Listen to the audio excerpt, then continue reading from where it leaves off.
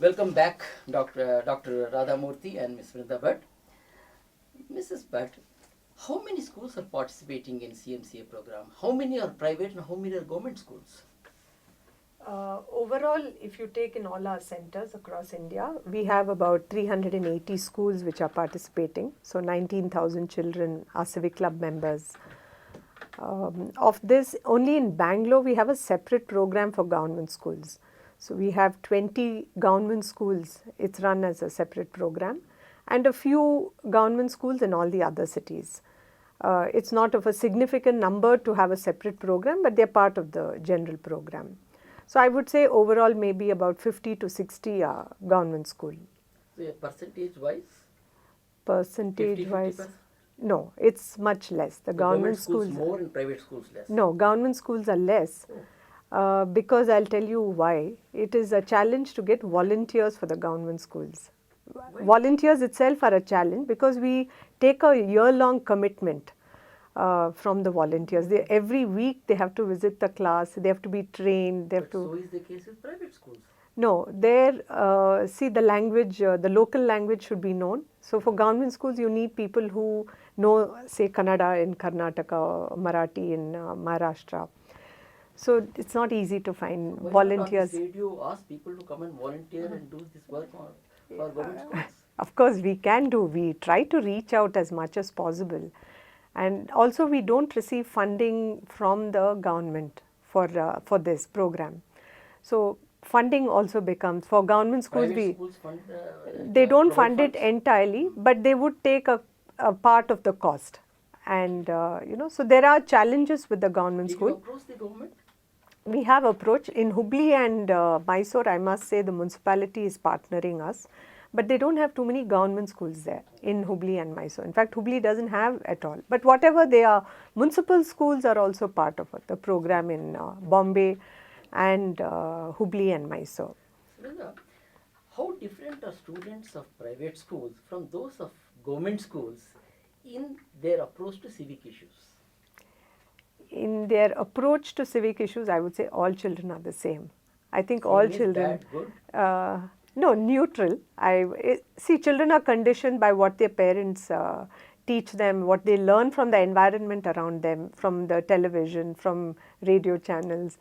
And what we find, in fact, that's a big challenge for us, because here we are giving them these messages, you should be good citizens, participate, and they go back home and they receive opposite messages from the parents saying, okay, enough of this nonsense. So it takes a long time. So, but taking children from government schools and private schools, I wouldn't say there's much of a difference, except that the program is a novelty to government school children. So in that sense, they receive us in a better way, they're more open, because it's something new for them. Whereas we have a private school children who would say, okay, one more program which has come in amongst the other hundreds of things we have in school. Do you counsel parents too? No, we don't counsel parents. So now we are trying to reach out to parents. I and must reach out to parents. Because yes. You say what they learn, children learn from you. They go back home and then they change everything. Yes. They debrief them rather. Yeah. I think you must counsel But parents. that has changed now. We have parents who come back and tell us that, okay, my child has, in fact, last year we did an impact assessment with parent calls. And I would say more than 50% of the parents said that they have been influenced, they've noticed their child changing, and they have been influenced by what the children have told them. So whether it's using less plastic covers or not bursting crackers or using clay Ganesha idols, they have been influenced by the children. In fact, we have had children who, one child told us, the parent told us that he went on a fast, saying, till you install a clay Ganesha, I'm not going to eat. And the parents were forced to give in. So That's yeah. Good. Ms. Vrinda, do principals give you enough time to conduct the programs? Do they allow the students to go out with you to conduct civic campaigns? Do you have support of their parents? Of course. Yeah. I really can't generalize on this like that. I would say about 75% of our principals do give us support by giving us a period itself. We all know how schools, they're so rushed and filled with activities. So by allotting a CMCA civic club period, yes, they are supporting us and helping us in other ways. 25, okay, we do face challenges where they don't welcome us like that. They say, okay, there's one program, it's running by itself.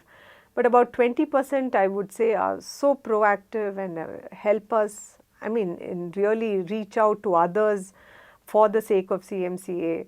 In fact, we just had a principal who told us that on behalf of CMCA, she requested Anil Kumble, who was a chief guest in their sports day, to be a brand ambassador for CMCA. I mean, that was, we thought something. They totally own the program, which, That's like good. I That's said, good. Ms. Vrinda, if someone wants to join CMCA as a volunteer, what is the process involved? we take them through an orientation where they know about CMCA before they commit at all. And once they agree to become a volunteer, we have a 3-day training program for them in the month of June, which every year it's there. And monthly meetings, a half-a-day meeting. Is there a particular period when we can get admission as a volunteer, or any time anybody can? Actually, any time, but we actively start looking for volunteers from the month of November. So November to, yes, now we start looking for the next academic. Need, madam? Any number, we don't turn back anyone, because the more volunteers we get, the more Any schools. particular qualification? They should be graduate or any such thing? Not graduate, but they should know to, of course, be literate and be able to, and have a, what should I say, commitment and passion for this kind of work. You know, if they are not civic sensible themselves, then there's no point at all becoming a volunteer with CMCA. They should have that commitment and say, okay, I want a better city, I want people to express their rights, fulfill their responsibilities. Okay, then they will fit in. Otherwise, they join and they leave. How to contact you? Means if somebody wants to become volunteer, he doesn't know where to go about. Is there any particular number like what Nightingale has? No, we don't have a toll-free number, but we have our website and of course our office. Just give out the website. Yeah, it's India CMCA at, indiacmca@gmail.com is our email ID. CMCA one word? Yes, it's one. indiacmca@gmail.com. That's our email Any ID. contact number or anything? Yeah, 2553-8584. 2553 8584. 8584. Yes. Okay, fine. Thanks, Vrinda.